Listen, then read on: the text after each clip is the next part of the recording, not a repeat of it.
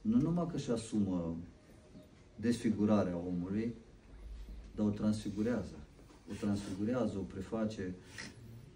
și asumă neascultarea, făcându-se ascultător până la moarte și moarte de cruce, asumă neîncrederea lui Adam, care l-a determinat să asculte pe altcineva mai mult decât pe făcătorul lui și să creadă